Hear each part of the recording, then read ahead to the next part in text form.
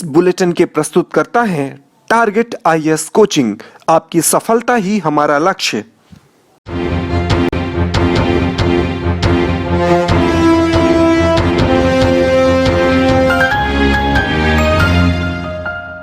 नमस्कार, आप देख रहे हैं रेवा दर्शन। मैं सचेता बघेल आपके साथ। आइए जान लेते हैं क्या है आज की प्रमुख खबरें। 7 मई तक बढ़ा दी गई लॉकडाउन, जनता कर्फ्यू की समय सीमा। आपदा प्रबंधन की बैठक व मुख्यमंत्री के निर्देशन के बाद लिया गया यह निर्णय। इस बार बढ़ा दी जाएगी और भी सख्ती, व्यवस्था बनाए जाने। नगर निगम में भी एसडीएम ने ली अहम बैठक। रीवा में फिर पहुंची 40 ऑक्सीजन कंसंट्रेटर मशीन, उपलब्ध होंगे 140 बेड। जनप्रतिनिधियों का देखा गया सराहनीय योगदान। और रीवा में महज 50 घंटे के भीतर चालू किया गया ऑक्सीजन प्लांट, जिसमें प्रतिदिन 100 सिलेंडर ऑक्सीजन होंगे तैयार। आइए नजर डालते हैं इन खबरों पर विस्तार से।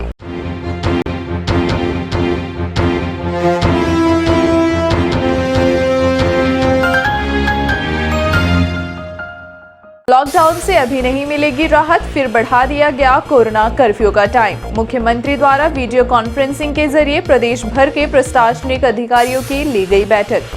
रीवा में शुक्रवार, शनिवार और रविवार को रहेगा संपूर्ण लॉकडाउन। प्रदेश के मुख्यमंत्री शिवराज सिंह चौहान ने कोरोना के बढ़ते मामले को देखते हुए लिया यह निर्णय। मामलों को देखते हुए वीडियो कॉन्फ्रेंसिंग के जरिए प्रदेश के सभी कलेक्टरों की बैठक ली और प्रदेश भर में कोरोना की स्थिति का जायजा लिया, जिसके बाद फिलहाल अभी लॉकडाउन से छुटकारा नहीं मिलने की बात कही गई है और 7 मई तक के लिए लॉकडाउन को बढ़ा दिया गया है। आपको बता दें कि लॉकडाउन के दौरान सुबह 9 बजे तक ही करहिया मंडी खुलेगी तथा 11 बजे तक ठेलों में सब्जी की बिक्री हो पाएगी। क्राइसिस मैनेजमेंट कमेटी की बैठक में सर्वसम्मति से यह निर्णय लिया गया कि आगामी शुक्रवार, शनिवार, रविवार को रीवा में संपूर्ण लॉकडाउन रहेगा। सिर्फ दवाई की दुकानें ही खुली रहेंगी, बाकी सभी व्यवसाय पूरी तरह से बंद रहेंगे। होम डिलीवरी, फल सब्जी के साथ साथ पेट्रोल पंप तथा सभी शासकीय कार्यालय भी बंद रहेंगे। प्रदेश के मुखिया शिवराज सिंह चौहान ने वीडियो कॉन्फ्रेंसिंग के माध्यम से कोरोना नियंत्रण तथा कोरोना पीड़ितों के उपचार के संबंध में निर्देश जारी किए हैं। मुख्यमंत्री ने कहा है कि प्रदेश में कोरोना संक्रमण के प्रयास धीरे धीरे सफल हो रहे हैं। कई जिलों में पॉजिटिविटी रेट घट रहा है। कोरोना संक्रमण की चेन तोड़ने के लिए कोरोना कर्फ्यू को कठोरता से लागू करें। कोरोना संक्रमण की चेन तोड़ने के लिए जनप्रतिनिधिगण तथा आम जनता प्रशासन के साथ सहयोग एवं समन्वय से प्रयास करें। प्रदेश में 7 मई तक कोरोना कर्फ्यू लागू किया जाएगा। विवाह समारोह तथा अन्य ऐसे कार्यक्रम आयोजित नहीं किए जाएंगे जिसमें भीड़ हो। किसी भी स्थिति में प्रशासन ढिलाई ना बरते। कई ग्रामों में जनता कर्फ्यू को सफल बनाने के लिए आगे बढ़कर प्रयास किया है। गाँव के लोगों का आवागमन सीमित किया गया है। कलेक्ट्रेट स्थित एनआईसी केंद्र में आयोजित वीडियो कॉन्फ्रेंसिंग में मुख्यमंत्री ने कहा कि जिन मोहल्लों तथा बस्तियों में अधिक संख्या में कोरोना संक्रमित हैं, वहां कंटेनमेंट जोन बनाए जाएं। कोरोना संक्रमण के संदिग्ध व्यक्ति का उपचार कराने के लिए कई बार पूरा परिवार हॉस्पिटल आ जाता है। यदि रोगी पॉजिटिव निकला तो पूरे परिवार पर संक्रमण का खतरा होता है। किसी भी व्यक्ति में कोरोना के लक्षण दिखाई देने पर उसे घर में ही आइसोलेट करने का प्रयास करें। स्वास्थ्य विभाग जांच तथा दवा किट की तत्काल व्यवस्था करे। सब्जी, फल, दूध तथा दवाओं का वितरण भी सावधानी से करें। औद्योगिक इकाइयों के संचालन तथा मनरेगा के कार्यों में भी कोरोना गाइडलाइन का पालन करें। उपार्जन में भी सभी सावधानी बरतें। किसानों से गेहूं उपार्जन के लिए आवश्यकता होने पर उपार्जन केंद्र में वृद्धि की जाएगी। मुख्यमंत्री ने कहा कि 30 अप्रैल को सभी स्ट्रीट वेंडर्स को 1,000 रुपये की राशि उनके खाते में जारी की जाएगी। जिला आपदा प्रबंधन समिति की बैठक कलेक्ट्रेट एनआईसी केंद्र में आयोजित की गई। बैठक में सांसद जनार्दन मिश्रा ने कहा कि कोरोना संक्रमण की चेन तोड़ने के लिए आम जनता का आगे आना आवश्यक है। होम आइसोलेशन में रोगियों को अच्छा उपचार दिया जा रहा है। आंगनबाड़ी कार्यकर्ता तथा आशा कार्यकर्ता घर घर जाकर सर्वे कर रहे हैं। मुख्य चिकित्सा एवं स्वास्थ्य अधिकारी पर्याप्त मात्रा में दवाओं की तत्काल व्यवस्था कराएं, जिससे सर्वे के दौरान चिन्हित प्रत्येक रोगी को दवा किट दी जा सके। टीकाकरण तथा दवा वितरण से ही कोरोना की चेन टूटेगी। सांसद ने बिना कारण सड़कों पर निकलने वाले लोगों पर कठोर कार्रवाई करने का सुझाव भी दिया है। बैठक में विधायक सिरमौर दिव्यराज सिंह तथा विधायक त्योंथर श्यामलाल द्विवेदी ने जिले में ऑक्सीजन की आपूर्ति एवं रोगियों के उपचार व्यवस्थाओं के लिए किए जा रहे प्रयासों की सराहना की। उन्होंने आवश्यकता पड़ने पर कोरोना कर्फ्यू की अवधि बढ़ाने का सुझाव दिया। बैठक में कलेक्टर डॉक्टर इलैयाराजा टी ने कहा कि बैठक में दिए गए सुझावों के अनुसार पूरे जिले में 7 मई तक जनता कर्फ्यू लगा रहेगा। जिले में शुक्रवार 30 अप्रैल से रविवार 2 मई तक टोटल लॉकडाउन रहेगा। इस अवधि में अति आवश्यक सेवाओं तथा बाहर से आने वाले यात्रियों को ले आने जाने वाले वाहनों के आवागमन पर छूट होगी। रीवा शहर की करहिया सब्जी मंडी प्रातः 9 बजे तक ही खुली रहेगी। ठेलों के माध्यम से फल सब्जी की बिक्री प्रातः 8 बजे तक ही होगी। दवा तथा दूध की बिक्री प्रतिबंध से मुक्त रहेगी। बैठक में कलेक्टर ने बताया कि जिला मुख्यालय के साथ साथ 12 एवं अन्य अस्पतालों में कोविड सेंटर बनाए जा रहे हैं। इसमें ऑक्सीजन सप्लाई वाले बेड भी उपलब्ध रहेंगे। ऑक्सीजन की आपूर्ति के लिए नया प्लांट लगाने तथा अतिरिक्त सिलेंडरों की व्यवस्था के प्रयास किए जा रहे हैं। ऑक्सीजन कंसंट्रेटर मशीनें लगातार लगाई जा रही हैं। जिला मुख्यालय के अलावा सामुदायिक स्वास्थ्य केंद्रों तथा कोविड सेंटरों में 130 अतिरिक्त बेड की व्यवस्था की गई है। इसमें 52 ऑक्सीजन सप्लाई बेड शामिल हैं। मुख्य चिकित्सा एवं स्वास्थ्य अधिकारी द्वारा कोरोना के उपचार के लिए 60 लाख रुपए की दवाओं तथा अन्य सामग्रियों की खरीदी की जा रही है। किल कोरोना अभियान के दौरान लगभग 2 लाख व्यक्तियों को दवा किट देने का लक्ष्य निर्धारित किया गया है। बैठक में कमिश्नर अनिल सुचारी, आईजी उमेश जोगा, डीआईजी अनिल सिंह कुशवाहा, जिला पंचायत मुख्य कार्यपालन अधिकारी स्वप्निल बानखड़े, आयुक्त नगर निगम मृणाल मीणा, एसडीएम श्रीमती इला तिवारी, मुख्य चिकित्सा एवं स्वास्थ्य अधिकारी डॉक्टर ML गुप्ता, उप संचालक सतीश निगम तथा आपदा प्रबंधन समिति के सदस्यगण उपस्थित रहे। आज नगर की स्थिति भी देखी और सीएम साहब से ऑनलाइन देख करके क्या निर्देश दिए गए, क्या निर्णय लिया? आज ना माननीय मुख्यमंत्री महोदय का ना वीडियो कॉन्फ्रेंसिंग हुआ है। उसके साथ साथ हमारी डिस्ट्रिक्ट क्राइसिस मैनेजमेंट कमेटी का है ना सदस्यगण भी आए हुए थे, उनसे भी ना चर्चा हुई है। वर्तमान हमारे ना कोविड को स्थिति को देखते हुए जनता कर्फ्यू है उसका 7 मई तक है ना एक्सटेंड किया जा रहा है। उसके साथ साथ है ना अभी लगातार ना केसेस बढ़ रही हैं। हमारे हॉस्पिटल के ना संसाधन हैं वो सीमित है, फिर भी हम अच्छा करने के लिए कोशिश कर रहे हैं। ये सब चीज़ों को ध्यान में रखते हुए सभी क्राइसिस मैनेजमेंट कमेटी ने ये निर्णय लिया है कि कल से करैया मंडी है, होलसेल मंडी है, कितने भी हैं वो 9 o'clock है ना बंद हो जाएंगे। और टेला है किनको वार्ड के अंतर्गत मूव करते हुए है ना सब्जी फल का है ना सप्लाई करना चाहिए, वो 11 बजे तक है ना बंद हो जाएंगे।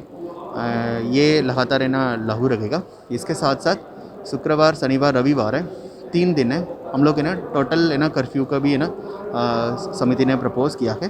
उसमें सिर्फ है ना दूध और हमारी मेडिकल शॉप्स, हमारी है ना बहुत है ना सीमित संसाधन पब्लिक ट्रांसपोर्ट हमारे मजदूर आ रही है उन्हीं लोगों के लिए रहेगा। उसको छोड़कर सभी प्रतिष्ठान सभी चीज़ें ना बंद रहेगा 3 दिन के लिए।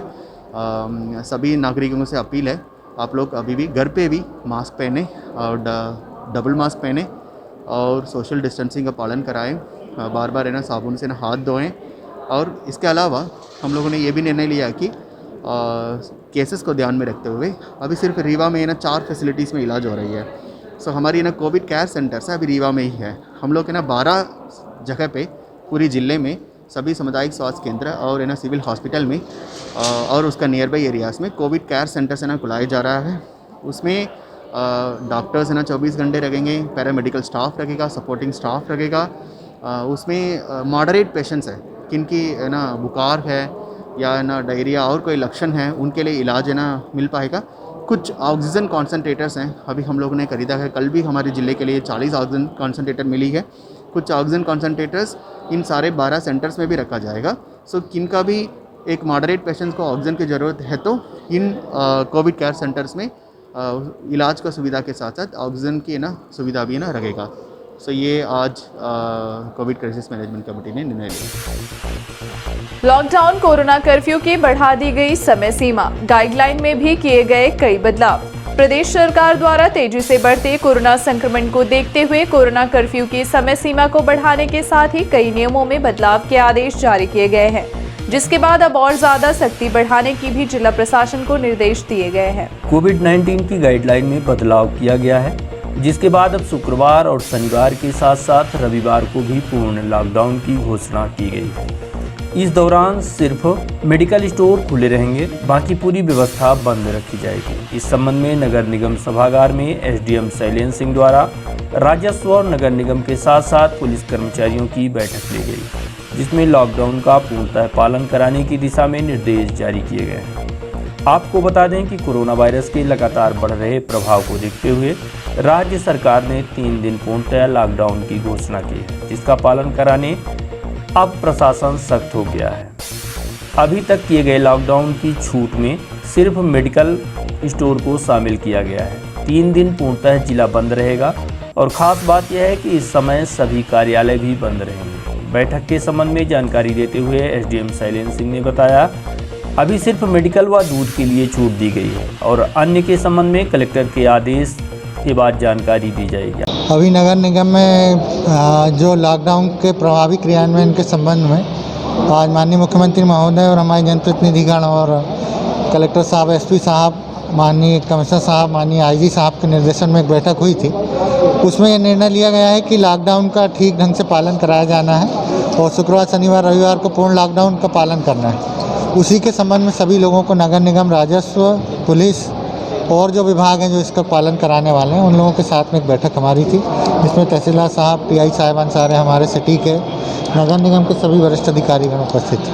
शुक्रवार शनिवार को लॉकडाउन रहेगा, उसमें किस प्रकार की छूट दी जाएगी? शुक्रवार, शनिवार, रविवार को लॉकडाउन में केवल अलग बात यह है कि जो सामान्य छूटें थीं उन छूटों को कम करते हुए, थोड़ा सख्ती का प्रयोग करते हुए पुराने तरह का जो लॉकडाउन जो सबसे पहले लगा था उस तरह का लॉकडाउन लगाने का प्रयास है। उसमें दूध और मेडिकल सुविधा उपलब्ध रहेगी? दूध और मेडिकल के लिए तो स्पष्ट निर्देश है, मेडिकल रहेगा, बाकी चीज़ों को लगभग प्रतिबंधित रहेगा। दूध में आंशिक स्थिति है, वो अभी ऑर्डर जो सरकार आएगा उसके बाद पूरी स्थितियाँ स्पष्ट हो जाएंगी, लेकिन ये ज़रूर स्पष्ट है कि अभी तक के लॉकडाउन से थोड़ा और सख्ती के साथ इसको लागू करें। जी, शासकीय कार्यालयों पर भी जिनका विशेष वो नहीं है वो सभी लगभग बंद रहेंगे। वैसे पहले से ही 10% का उसका निर्देश था, तो उसी का पालन किया। महामारी से लोगों को बचाने जनप्रतिनिधियों का सराहनीय कार्य। 40 नई ऑक्सीजन कंसंट्रेटर मशीन कराई गई उपलब्ध। विधायक निधि से किया गया यह सराहनीय कार्य, जो रीवा वासियों के लिए बड़ी राहत की खबर मानी जा रही है। एक तरफ जहां दुनिया भर में तबाही फैलाने वाले इस घातक संक्रमण का असर देखा जा रहा है, दूसरी तरफ इस घातक महामारी से निपटने शासन, प्रशासन, जनप्रतिनिधि व तमाम सामाजिक संगठन के लोग आगे आए और इस आपदा के खिलाफ जंग लड़ रहे हैं। इसी कड़ी में ऑक्सीजन की कमी से जूझ रहे जिलों को ऑक्सीजन के मामले में आत्मनिर्भर बनाने की दिशा में अनेकों प्रयास किए जा रहे हैं। इसी प्रयास का परिणाम है कि रीवा जिले में 70 कंसंट्रेटर मशीन मंगाए जा चुके हैं। इसके पूर्व 30 कंसंट्रेटर मशीन रीवा पहुंच चुकी थी और 40 नई कंसंट्रेटर मशीन बुधवार को रीवा पहुंची, जिसके बाद जल्द ही ऑक्सीजन युक्त 140 बेड तैयार कर लिए जाएंगे। यह अत्यंत राहत की खबर मानी जा रही है। मंगाई गई कंसंट्रेटर मशीनों से जिले के 12 सामुदायिक स्वास्थ्य केंद्रों यानी कि कोविड सेंटरों में 52 नए ऑक्सीजन बेड तैयार किए जाएंगे। आपको बता दें कि कोविड-19 के तेजी से बढ़ते प्रकोप ने पूरे देश को अपनी जद में ले लिया है। तबाही का आलम देखा जा रहा है। जैसे जैसे तेजी के साथ प्रकोप बढ़ता जा रहा है, वैसे ही हर जगह ऑक्सीजन समेत अस्पतालों में भीड़ बढ़ती जा रही है। यहाँ तक कि लोगों को ऑक्सीजन व बेड उपलब्ध करा पाना टेढ़ी खीर है। इस कमी को पूरा किए जाने की दिशा में रीवा जिले के विधायकों द्वारा विधायक निधि का उपयोग ऑक्सीजन कंसंट्रेटर मशीन खरीदने में किया गया और जिला प्रशासन को विधायक निधि की राशि सौंपी गई, जिसके माध्यम से समस्त सामुदायिक स्वास्थ्य केंद्रों को 10-10 बेड उपलब्ध कराने हैं, जिसमें अभी मऊगंज को 6, हनुमाना में 5, नईगढ़ी में 5, त्योंथर में 3, चाक घाट में 20 की ज़रूरत है, यहाँ भी 5 नए बेड तैयार किए जाएंगे। इसी तरह से जवा में 6, सिरमौर में 5, मऊगंज में 5, गोविंदगढ़ में 4 तथा गुड़ में 1 ऑक्सीजन बेड तैयार किए गए हैं। मऊगंज के अतिरिक्त अन्य केंद्रों के लिए 3 और 5 बेड उपलब्ध कराए गए हैं। विधायक निधि से मंगाई गई ऑक्सीजन कंसंट्रेटर मशीन खरीदी के लिए कलेक्टर डॉक्टर इलैयाराजा टी द्वारा समिति का गठन किया गया, जिसकी संपूर्ण जिम्मेदारी मुख्य कार्यपालन अधिकारी जिला पंचायत सीईओ स्वप्निल बानखड़े को सौंपी गई है, जिसके बाद तत्परता से इस दिशा में कार्य करते हुए व्यवस्था बनाई जा रही है।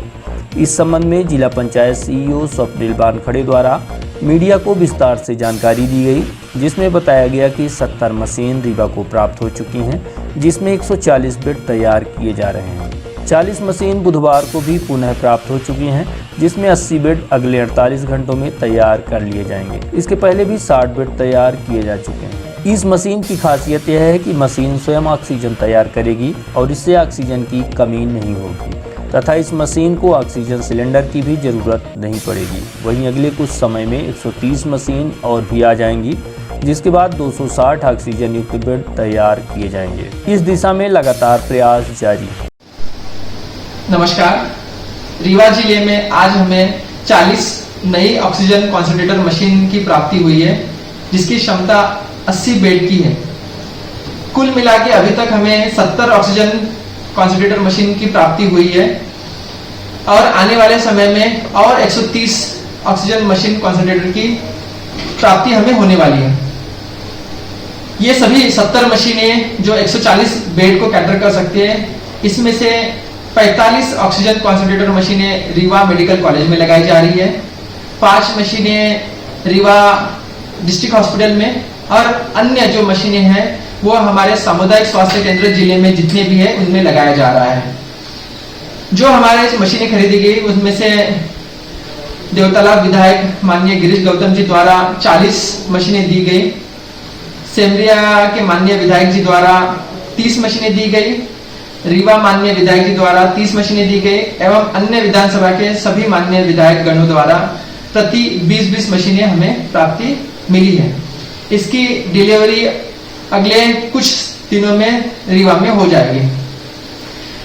ये मशीनें सभी सामुदायिक स्वास्थ्य केंद्र पे जल्द पहुंचाई जा रही है और अगले 48 घंटे में ये ऑक्सीजन युक्त बेड हमें मिल जाएंगे। सभी सामुदायिक स्वास्थ्य केंद्र में कम से कम 5 ऑक्सीजन युक्त बेड क्षमता वाले कोविड केयर सेंटर अगले 48 घंटे में शुरू हो जाएंगे।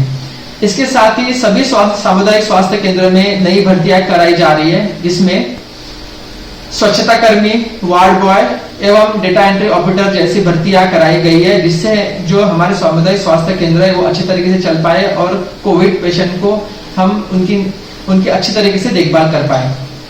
आने वाले समय में जैसे मशीन प्राप्त होती है वैसे ही ऑक्सीजन बेड की क्षमता सभी सामुदायिक स्वास्थ्य केंद्र में बढ़ाई जाएगी। रीवा में महज 50 घंटे के अंदर 25 लोगों ने मिलकर ऑक्सीजन प्लांट चालू करने का कारनामा कर दिखाया है। इस प्लांट में प्रतिदिन 100 सिलेंडर ऑक्सीजन बनकर तैयार होगी। इससे जहां ऑक्सीजन की किल्लत दूर होगी, वहीं श्याम शाह मेडिकल कॉलेज रीवा आत्मनिर्भर बनेगा। इस प्लांट को बनाने में महज 89 लाख रुपए का खर्च आया है। श्याम शाह मेडिकल कॉलेज में भर्ती सैकड़ों कोविड मरीजों को ऑक्सीजन से दो चार होना पड़ रहा है। इसी समय को देखते हुए श्याम शाह मेडिकल कॉलेज ने सुपर स्पेशलिटी हॉस्पिटल में ऑक्सीजन प्लांट लगाने का बीड़ा उठाया। डॉक्टर अवतार सिंह प्रभारी प्लांट विभागाध्यक्ष निश्चेतना विभाग द्वारा बताया गया कि एक सप्ताह के अंदर टेंडर प्रक्रिया सहित अन्य कार्यवाही पूरी की गई और प्लांट की मशीनरी को खरीदा गया। लॉकडाउन की कठिन परिस्थितियों के बावजूद भी दिल्ली से मशीनें लाकर इंजीनियरों द्वारा यहाँ इंस्टॉल की गई। देखते ही देखते महज 50 घंटे में प्लांट को इंजीनियर और टेक्नीशियनों ने मिलकर चालू कर लिया है। Doctor Manoj Indulkar, dean SS medical college Rewa ने बताया कि ऑक्सीजन प्लांट को लगाने में 89 लाख रुपए का खर्च आया है। इस प्लांट में 100 सिलेंडर प्रतिदिन ऑक्सीजन बनेगी। इस उपलब्धि से सुपर स्पेशलिटी हॉस्पिटल सहित संजय गांधी मेमोरियल हॉस्पिटल को ऑक्सीजन मिल सकेगा। यह रीवा के लिए बड़ी उपलब्धि मानी जा रही है। ये हमारे कमिश्नर और कलेक्टर साहब के अथक प्रयास से ये संभव हो पाया हैगा, जो लगातार हमारी जो एजेंसी है उनसे टच में रहे थे और आज हम लोग इसमें आज सक्सेस हुए हैं और प्रतिदिन करीबन हम लोग 100 जो सिलेंडर है वो ऑक्सीजन बनाने में सक्षम हो गए हैं। ये 100 सिलेंडर आपके लिए किस तरीके का काम करेंगे, कितनी ज़रूरत थी, कितना आपको फ़ायदा होगा? 100 सिलेंडर की आवश्यकता हमारी जो सुपर स्पेशलिटी हॉस्पिटल है इसकी प्रतिदिन आवश्यकता रहती है, तो ये इसकी पूर्ति इससे हो जाएगी। बाकी हमारा एलएमओ टैंक है जिससे हम लोग वहाँ पर जीएमएच और एसजीएमएच को सप्लाई करते हैं, तो हो जाएगा। अभी एलएमओ का लोड हमारा इस सुपर स्पेशलिटी में भी रहता था, तो ये लोड कम हो जाएगा और आगे जब हमारी ऑक्सीजन की डिमांड कम होगी तो हम स्वयं ही सक्षम हो जाएंगे हमारे अपने सिलेंडर बनाने के। अभी हम लोग मार्केट से सिलेंडर खरीदते हैं तो हमारे अपने ही सिलेंडर स्वयं तैयार कर लेंगे। यहाँ एक बड़ा सवाल ये भी आ रहा है सर कि जिस तरीके से बेड लगभग आपके लगातार आप बेड का इंतजाम कर रहे हैं और बेडों की संख्या बढ़ रही है, तो उसको लेके आगे क्या तैयारियाँ हैं? अभी हम लोग ऑक्सीजन बेड को और आगे बढ़ाने जा रहे हैं। करीबन 189 बेड हम ऑक्सीजन बेड बनाने जा रहे हैं और वर्तमान में ऑक्सीजन बेड की बहुत आवश्यकता है कि किसी परिस्थिति में कभी कभी हम लोगों को रेस्ट्रिक्ट करना पड़ा था एडमिशन, लेकिन अभी हम लोग ऐसा कोई रेस्ट्रिक्शन नहीं कर रहे हैं। शासन के द्वारा कलेक्टर साहब के और कमिश्नर साहब के अथक प्रयास से हमको लगातार LMO जो लिक्विड मेडिकल ऑक्सीजन वो मिल रही है कि कल रात को भी 1:30 बजे हम लोगों ने 15 टन का जो LMO था वो हमको मिला हैगा और शासन और आगे पूरी तरह से इसमें जुटी हुई है कि किसी तरह से हमारी लिक्विड मेडिकल ऑक्सीजन बिल्कुल भी वो ना हो और उसकी आपूर्ति बराबर होती रहे ताकि हम लोग रीवा की जनता को जो हमारे सीरियस मरीज है उनको हम सेवा देते हैं जिनको बाकी। एक सवाल ये है कि अभी जो कोरोना की स्थिति है वो रीवा में किस तरह की है, क्या व्यवस्थाएं और आगे जो भी देखी जा रही हैं? जैसे अभी हम लोग लगातार लोगों में भय का वातावरण पैदा होता जा रहा है, डरने की अस्पताल में कमियां देखी जा रही हैं, उसको लेकर डरने की आवश्यकता नहीं है। हम लोग सतत ये प्रयास कर रहे हैं कि हमारे जो ICU बेड है जो सबसे ज़्यादा सीरियस है उसका हम रोटेशन जल्दी करें, जो जल्दी ठीक हो रहा है उसको जल्दी से हम SDU में और या जनरल वार्ड में शिफ्ट करें। और इस वजह से क्या होता है कि हमारे ICU पे बहुत ज़्यादा लोड हो गया है। हमारे पास वेंटिलेटर है जो, लेकिन ICU बेड ना होने की वजह से उसका पूर्ण दोहन नहीं हो पा रहा है और हम डरने की कोई आवश्यकता नहीं है। हम लोग पूरी कोशिश में हैं क्योंकि अभी ऑक्सीजन की जो है समस्या पूरे देश में चल रही है, हम भी उसी से जूझ रहे हैं, लेकिन हमारे जो शासन है प्रशासन है इनके सतत प्रयास से हमको ऑक्सीजन मिल रही है। ऑक्सीजन मिलती रहेगी तो हमें किसी भी तरह की कोई घबराने की बात नहीं है। वर्तमान में हमें कोई दिक्कत अभी ऑक्सीजन को लेकर नहीं आ रही है और हम जितने भी सीरियस पेशेंट आएंगे उनको वो मैनेज करेंगे। जो माइल्ड है मॉडरेट केस है वो जिला अस्पताल या अन्य जगह पर वो लोग मैनेज हो रहे हैं, पर जो सीरियस पेशेंट हैं उनके लिए हम बिल्कुल हमारी पूरी टीम अथक प्रयास करके उनको बचा रही है और रोज़ प्रतिदिन 30-40 लोग 50 लोग 60 लोग इस तरह से डिस्चार्ज हो रहे हैं और ठीक होके जा रहे हैं। कई ऐसे मरीज़ थे जिनका हम लोगों को लग भी नहीं रहा था, ICU से जनरल वार्ड में शिफ्ट हुए और अभी छुट्टी हुई है, जिनका CT स्कोर 22 के करीब था।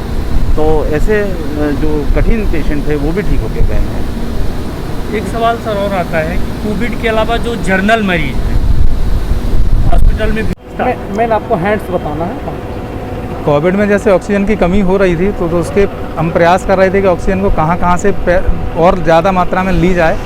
तो मीटिंग में एक डिसीजन हुआ कि एक ऑक्सीजन कंसनट्रेटर प्लांट लगवा लिया जाए। उसके लिए शॉर्ट टेंडर किया गया। जैसे ही टेंडर वो हुआ, जिस दिन टेंडर फाइनल हुआ उसी दिन ऑर्डर किया, संपर्क किया गया तो इनने बोला कि मेरे पास मशीन रेडी रखी हुई है और मेरे को आप बस परमिशन दे दीजिए। लॉकडाउन है, दिल्ली से लाना, दिल्ली शहर में पूरे वैसे ही लॉकडाउन लगा हुआ है।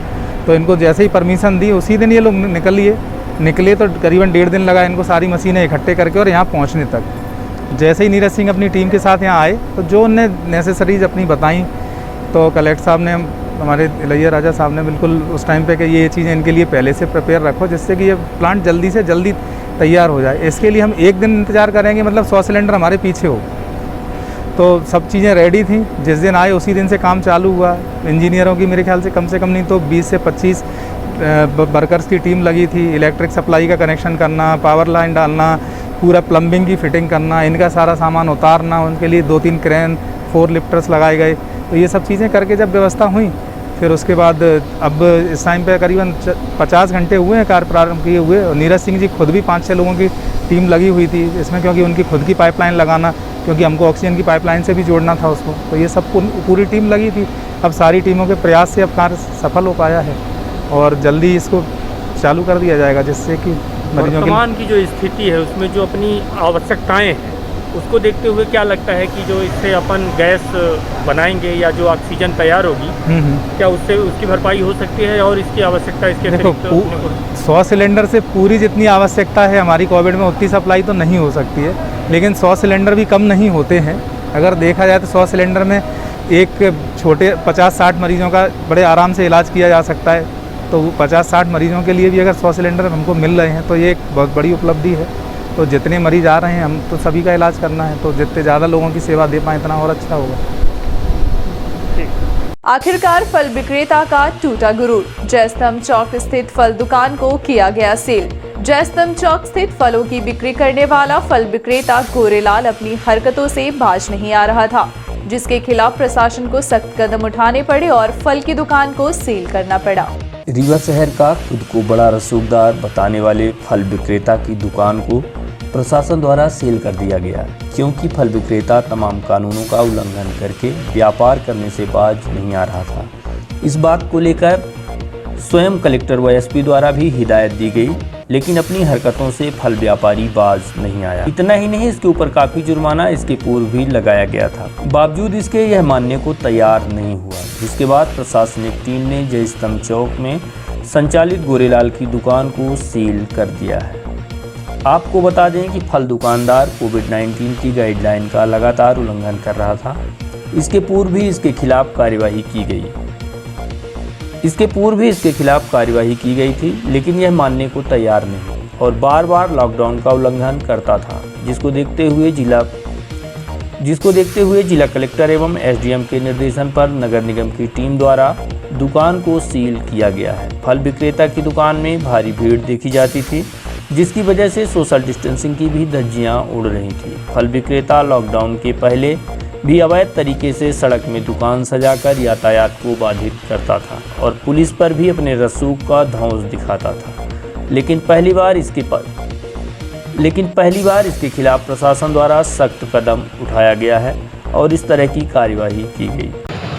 ये गोरेलाल फूड वाले जो हैं, इन्होंने फल की दुकान का पिछली बार हम लोगों ने बंद कराया था, जिसका जुर्माना जमा किया और इनने अपने से खोल लिया, जिसके लिए हम लोगों ने इन्हें कहा कि आप नियम कानून के अंदर रह के काम करें और नहीं तो फिर आपके अगेंस्ट मुकदमा भी दर्ज होगा और वैधानिक कार्रवाइयाँ होंगी, जिसके चलते आज हम लोग फिर से इनको बंद करा रहे हैं। सलाह हमारी मान रहे हैं और अभी इनकी दुकान हम लोग फिर से सील करेंगे और वैधानिक कार्रवाइयाँ जो बनेगी वो करेंगे।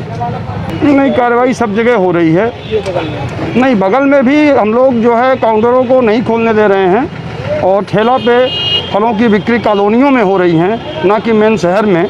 और हमारी तो इनके समझाइश भी है, ऐसा नहीं करे। अगर आपकी नज़र में आया है, हम लोग उस पर कार्रवाई करेंगे देख के। आज कितने का जुर्माना बना है? आज कितने का जुर्माना? अभी कोई जुर्माना नहीं हुआ है, अभी कोई जुर्माना नहीं हुआ है। इन्हीं की दुकान है ये शाखा बगल में। अब इनके भाई की हो सकती है, इनकी हो सकती है और किसी को मैं पता करके बता दूंगा आपको। बुधवार को एसडीएम के निर्देशन पर निर्धारित समय के बाद शहर में ठेला गुमटी खुले होने पर की गई सख्त कार्यवाही। यह कार्यवाही नगर निगम की टीम के साथ की गई है और बड़ी संख्या में ठेले और गुमटी जब्त किए गए। Rewa collector doctor Ilaiyaraaja T एवं एसडीएम शैलेंद्र सिंह के निर्देशन पर नगर निगम टीम द्वारा बुधवार को शहर का भ्रमण किया गया। इस दौरान शहर में 12 बजे के बाद ठेला और फल सब्जी लगाने वाले ठेला गुमटी व्यापारियों के खिलाफ कार्यवाही की गई। नगर निगम प्रशासन ने इनके ठेले भी जब्त कर लिए हैं। गड़बड़ है। आपको बता दें कि लॉकडाउन के चलते प्रशासन द्वारा दोपहर 12 बजे तक ही ठेला व्यापारियों को अनुमति दी है। बावजूद इसके कई ठेला वाले 12 बजे के बाद भी सब्जी व फल बेचते पाए गए। साथ ही इनके पास अनावश्यक भीड़ भी देखी गई, जिसको देखते हुए प्रशासन ने कड़ी कार्यवाही की और ठेला भी जब्त किए गए। रीवा में प्रधानमंत्री आवास पर पकड़ा गया शराब का बड़ा जखीरा। खाली पड़े आवास का दरवाजा तोड़कर पुलिस ने की कार्यवाही। लॉकडाउन के दौरान जहां तमाम व्यवस्थाएं रुकी हुई है, वहीं अवैध कारोबार अपने चरम पर है। आखिरकार कोरोना कर्फ्यू के इतने सख्त पहरे के बाद भी अवैध कारोबारी कैसे अवैध कारोबार चला पा रहे हैं, यह एक अहम सवाल है। रीवा शहर में प्रधानमंत्री आवास योजना के मकान में मुखबिर की सूचना पर पुलिस ने दबिश दी तो शराब का एक बड़ा जखीरा बरामद किया गया। मामला अमैया थाना क्षेत्र के ललपा का है, जहां मुखबिर की सूचना के बाद पुलिस पीएम आवास का दरवाजा तोड़कर देखी तो वहां शराब का जखीरा मिला। कोरोना कर्फ्यू के बाद भी दुकान बंद होने के बावजूद पीएम आवास में शराब का मिलना अपने आप में एक अहम सवाल है और जिस स्थान पर पुलिस ने कार्यवाही की उसके आसपास पुलिस कॉलोनी भी बताई जाती है। सूचना मिलने के बाद अमैया थाना प्रभारी शिवा अग्रवाल मौके पर पहुंचे और कार्यवाही की, जहां पीएम आवास के अंदर रखे शराब के जखीरों को अपने कब्जे में ले लिया है। अब इस बात की जानकारी जुटाई जा रही है कि जिस आवास में शराब का जखीरा बरामद किया गया है वह किसके नाम आवंटित है। प्रधानमंत्री आवास योजना में कुछ फ्लैट्स जो हैं अभी खाली पड़े हुए हैं काफ़ी दिनों से, और मुखबिर द्वारा सूचना मिली कि वहाँ पर कुछ शराब जो है डंप करके रखी गई है। तो श्रीमान पुलिस अधीक्षक महोदय को मुखबिरी से सूचना प्राप्त हुई थी। उसी की तस्दीक हेतु हम लोग गए थे टीम बनाकर, और टीम में हमने लगभग 30 से 40 के आसपास पेटियां जो है अभी गिनती की जा रही है और अपने कब्जे में ली हैं। आरोपी मौके पर हमें नहीं मिले हैं। विवेचना में जो भी तथ्य आएंगे उससे आपको अवगत करा दिया जाएगा। बढ़ते कोरोना संक्रमण और संजय गांधी अस्पताल की व्यवस्था को देखते हुए पूर्व विधायक सुखेंद्र सिंह पन्ना बुधवार को रीवा कमिश्नर से मुलाकात करने पहुंचे और तमाम व्यवस्थाओं को लेकर उनसे चर्चा की। विगत कई दिनों से संजय गांधी अस्पताल के बेड पूरी तरह से भर चुके हैं, जिसके बाद अस्पताल के गेट में तालाबंदी कर पुलिस की तैनाती की गई है। इन्हीं समस्याओं को लेकर कांग्रेस के पूर्व विधायक सुखेंद्र सिंह पन्ना विनोद शर्मा सहित अपने साथियों के साथ रीवा संभागायुक्त अनिल सुचारी से मिलकर अस्पताल की व्यवस्थाओं से उन्हें रूबरू कराया। इस दौरान संभागायुक्त आश्वासन देते हुए कहा कि कुछ ही घंटों के अंदर सारी व्यवस्थाओं को दूर कर संजय गांधी अस्पताल एवं जिला अस्पताल को व्यवस्थित किया जाएगा। वहीं पर्याप्त मात्रा में ऑक्सीजन एवं इंजेक्शन की भी सप्लाई कराई जाएगी। रीवा संजय गांधी अस्पताल में जो अपना संभागीय अस्पताल है, वहाँ पे अफरा तफरी मची हुई है, चाहे गैस के लिए हो, चाहे इंजेक्शन के लिए हो, और चाहे एडमिट होने के लिए हो। और लाइनें लगी हैं। एडमिट होना लगभग बंद हो गया था, ताला लग गया, बोर्ड लग गया था कि यहाँ पे कोई नहीं। इस बात को लेकर के जब कई पेशेंटों का फ़ोन आया, उनके परिजनों को फ़ोन आया, तो मुझे ये लगा कि इसमें हम सबको पहल करनी चाहिए। तो मुझे ये लगा कि संभागीय अधिकारी से मिल करके उनको इस बात को जानकारी दूं कि संजय गांधी में ताला लगना, मैं समझता हूं कि ताला लगना या बोर्ड लगना कि एडमिट नहीं किए जाएंगे, ये रीवा जिले के लिए, रीवा संभाग के लिए शर्मनाक विषय है। इस परिस्थिति में इस बात को लेकर के मैं उनसे मिलने आया। उन्होंने इस बात को स्वीकारा कि ऐसी कोई बात नहीं। हम उनको बताया कि आप जा करके वहाँ पे देखो। कई मुद्दों पर चर्चा हुई कि उन्होंने Covid care centre, Ayurveda college और ज्ञानोदय को उन्होंने कहा कि मैं अलग से करूंगा, और कोई भी पेशेंट जो भी एडमिट होने के लिए आएगा उसे अब जो है भटकना नहीं पड़ेगा और न गैस की कोई कमी आने पाएगी। चाहे संभाग के किसी कोने से मुझे गैस लानी पड़े, मैं वो भी इंतजाम करूंगा। और मैंने उनसे कहा है कि अगर ये सब व्यवस्थाएं नहीं होंगी तो मजबूरन हम लोग जनता के लिए लड़ाई लड़े हैं, सदैव लड़ाई लड़े हैं। संजय गांधी जाकर के हम लोग धरने पर भी बैठेंगे मरीजों के लिए। और लेकिन उन्होंने पूरी तरह से आश्वासन किया है कि लगभग 4-6 घंटे में सारी व्यवस्थाएँ सुधर जाएंगी। अगर ऐसा नहीं होता तो फिर हम लोग आगे के लिए बात थी। ही समस्त CSC में 20-20 बेड जो ऑक्सीजन युक्त बेड होने चाहिए, उसके लिए भी हर CSC में खोलने के लिए बात हुई थी, लेकिन खुला नहीं था। उनसे मैंने कहा कि आज हर हाल में खुलना चाहिए। उन्होंने कहा कि आज इसकी भी कार्यवाही आज और कल तक पूरी हो जाएगी लगभग सब CSC में। कोरोना कर्फ्यू का उल्लंघन करने ट्रैफिक पुलिस ने की कार्यवाही। बिना परमिट चलने वाले वाहनों पर लगाई गई रोक। पुलिस अधीक्षक राकेश कुमार सिंह के निर्देशन पर यह कार्यवाही की गई है। कार्यवाही ट्रैफिक DSP मनोज वर्मा व उनकी टीम द्वारा की गई, जिसमें थाना प्रभारी अखिलेश कुशवाहा की अहम भूमिका रही। ट्रैफिक पुलिस द्वारा कॉलेज चौराहे में चेकिंग अभियान लगाया गया। इस दौरान कई ऐसे वाहनों के खिलाफ चालानी कार्यवाही की गई जो लगातार पुलिस की समझाइश के बाद भी सड़कों पर देखे गए। इसके अलावा बिना परमिट तथा 2 सवारी से ज़्यादा बैठकर बाइक में सवारी कर रहे लोगों के खिलाफ भी कार्यवाही की गई। वहीं बिना परमिट चलने वाले वाहनों पर रोक लगा दी गई है। इसके बाद भी सड़कों पर वाहन लेकर निकले तो सख्त कार्यवाही की जाएगी। तेजी से बढ़ते कोरोना संक्रमण को देखते हुए पुलिस द्वारा कार्यवाही तेज कर दी गई है। देखिए, कोविड के केसेस लगातार बढ़ रहे हैं। उसको देखते हुए वरिष्ठ अधिकारियों के आदेश हैं कि जो बिना परमिट के ऑटो हैं कम से कम वो रोक दिए जाए। तो ज़्यादातर बिना परमिट के ऑटो रोक दिए गए हैं। एक तो हिदायत दी गई कि अब मार्केट में ना निकलें या सवारियां ना ढोएं अगर आपके पास परमिट नहीं है, और जिनके पास परमिट है उनको भी 1 सवारी ढोने की इजाज़त है, 1 या 2 सवारी। इसके बाद भी बहुत सारे ऑटो चालक, बस चालक नहीं मान रहे हैं, उन पर कार्रवाई की जा रही है। और भी गाड़ियाँ जैसे चल रही हैं, 4 व्हीलर चल रही है, 4 व्हीलर में भी 1+2 अलाउड है। तो जैसे विशेष परिस्थितियाँ हैं, जिस कोई ख़त्म हो गया है, जिसके यहाँ कोई विशेष कार्य है, उसके अलावा सभी पे चालानी कार्रवाई की जा रही है। सर, ये छाता के साथ नया लुक आपका दिख रहा है। देखिए, टेम्परेचर कितना ज़्यादा है, तो अपने को बचाते हुए ये नौकरी भी करनी है, लोगों को समझाना भी है, लोगों की मदद भी करनी है, इसलिए हमने छाता का इस्तेमाल किया हुआ है। लॉकडाउन को आज का 13वें दिन है और अभी तक भीड़ नहीं शांत हो रही है, इसके लिए देखिए लोगों को समझना होगा कि घर से बाहर निकलने में खतरा है, घर से बाहर नहीं निकलना है। जितना लोगों के संपर्क में आएंगे उतना संक्रमित होंगे। ज़्यादा से ज़्यादा घर में रहें, भीड़ में ना जाएं। पुरानी रंजिश को लेकर दो गुटों में हुआ विवाद, मामला पहुंचा एसपी ऑफिस। मामला चुरहटा थाना क्षेत्र के ग्राम कुल्लू का है, जहां पुरानी रंजिश को लेकर दो गुटों के बीच विवाद हो गया और इसी बात को लेकर दर्जन भर की संख्या में आकर एक गुट द्वारा जमकर मारपीट कर दी गई। इस घटना के बाद पीड़ित पक्ष अपनी फरियाद लेकर थाने पहुंचा, लेकिन वहां इनकी नहीं सुनी गई, जिसके बाद पीड़ित पक्ष एसपी कार्यालय पहुंच गया और एसपी से न्याय की गुहार लगाई। फरियाद लेकर एसपी कार्यालय पहुंचे पीड़ित पक्ष के लोगों का आरोप है कि इनका लंबे समय से विवाद चल रहा है। उसी रंजिश को लेकर विवाद की स्थिति निर्मित हुई और मामला यहां तक आ पहुंचा कि पीड़ित के मुताबिक इन्हें मारपीट करने ग्राम कुल्लू बुलाया गया और जब वो वहां पहुंचे तो पहले से 4 पहिया व 2 पहिया वाहन में सवार होकर आए लोगों ने इनके साथ मारपीट की, जिनकी संख्या 15 से 20 बताई गई है। घटना गत शाम तकरीबन 4 बजे की बताई गई है। पीड़ित के घर के पास आकर सरहंगों द्वारा शराब व कोरेक्स का नशा किया जा रहा था, जिसे करने से मना करने पर बस्ती के लोगों के साथ मारपीट की गई। पीड़ित के मुताबिक घातक हथियार लेकर आए लोगों ने बस्ती वासियों को जान से मारने का प्रयास किया और बस्ती में आग भी लगा दी। इस घटना में राम सहाय साकेत का घर व घर में रखा सामान भी जल गया। घटना को अंजाम देने वाले आरोपी आपराधिक प्रवृत्ति के हैं तथा इनके ऊपर पहले से भी कई अन्य मामले दर्ज हैं। घटना की शिकायत लेकर जब पीड़ित पक्ष थाने पहुंचा तो थाने में भी पुलिस द्वारा पीड़ित पक्ष के साथ अभद्रता की गई और रिपोर्ट लिखने से इनकार कर दिया गया, जिसके बाद पीड़ित पक्ष एसपी कार्यालय पहुंचा और वहां पहुंचकर अपनी फरियाद सुनाई। हुई है कि ये लोग समथिंग 15 तारीख से ये ब्राह्मण समाज के लोग हम लोगों के जहाँ पे प्लाट मिला था वहाँ पे आकर के रोज़ शराब पीते थे और अभद्र भाषा का यूज करते थे, गालियाँ देते थे, है ना, जातिगत गालियाँ भी देते थे। कल क्या हुआ कि कल देर शाम तक का ये लोग पीते खाते रहे।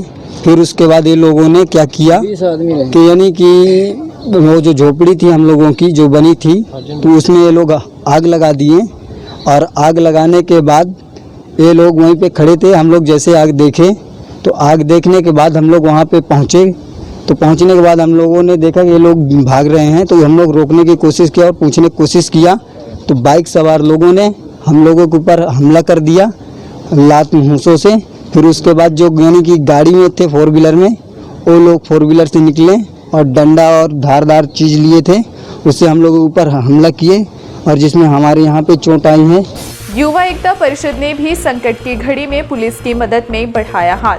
पुलिस कप्तान राकेश कुमार सिंह को 11,000 रुपए के साथ मास्क, सैनिटाइजर व बड़ी मात्रा में सौंपी गई सब्जियां। कोरोना महामारी की इस आपातकालीन स्थिति में एक ओर जहां जनसमूह बीमारी से जूझ रहा है, वहीं धन कुबेरों व पूंजीपतियों को इस दर्द का एहसास नहीं हो रहा है और वहीं दूसरी ओर कुछ ऐसे भी सामाजिक संगठन हैं जो आम जनमानस के लिए आगे आकर उनकी यथासंभव सहायता कर रहे हैं। ऐसी विषम परिस्थिति में समाज व युवाओं के लिए समर्पित संगठन युवा एकता परिषद एक ऐसा सामाजिक संगठन है जो हमेशा अपनी गतिविधियों के माध्यम से समाज में लोगों की सहायता के लिए बढ़ चढ़कर आगे आता है। चाहे बात समाज के सहयोग की हो या शासन प्रशासन के सहयोग की, आज भी निरंतर इस कोरोना काल की भयावह स्थिति में लोगों की सहायता कर रहे हैं। इसी कड़ी में बुधवार को एक बार फिर युवा एकता परिषद ने जिले के पुलिस अधीक्षक राकेश सिंह और उनकी टीम के साथ मिलकर पुलिस के उन सभी कोरोना वॉरियर्स और उनके परिवार के लिए सहायता प्रदान की जो दिन रात देश की रक्षा कर रहे हैं। युवा एकता परिषद के संरक्षक पंडित सचिन शर्मा सूर्या के निर्देशन व संभागीय संयोजन विकास अग्निहोत्री के नेतृत्व में युवाओं ने पुलिस लाइन पहुंचकर पुलिस परिवार के लिए कई क्विंटल सब्जी, सैनिटाइजर, मास्क के साथ ही 11,000 रुपये की राशि सहयोग के रूप में प्रदान की। जिला पुलिस प्रशासन की तरफ से पुलिस अधीक्षक राकेश सिंह ने ऐसे सराहनीय कार्यों के लिए युवा एकता परिषद की पूरी टीम को बधाई एवं धन्यवाद भी ज्ञापित किया है।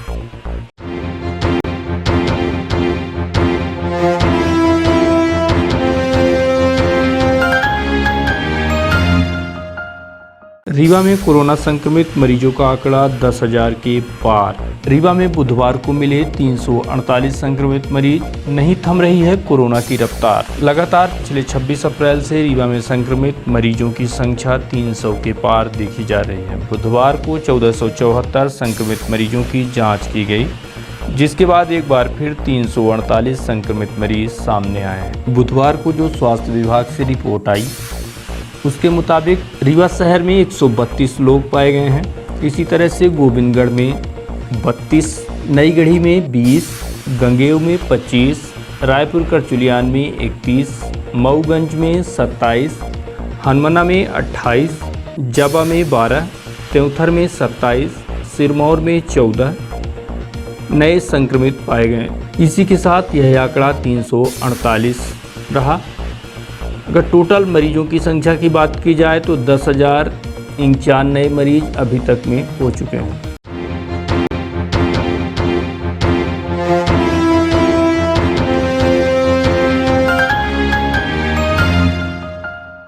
चलने से पहले आइए नजर डालते हैं आज की प्रमुख खबरों पर एक बार फिर। 7 मई तक बढ़ा दी गई लॉकडाउन, जनता कर्फ्यू की समय सीमा। आपदा प्रबंधन की बैठक व मुख्यमंत्री के निर्देशन के बाद लिया गया यह निर्णय।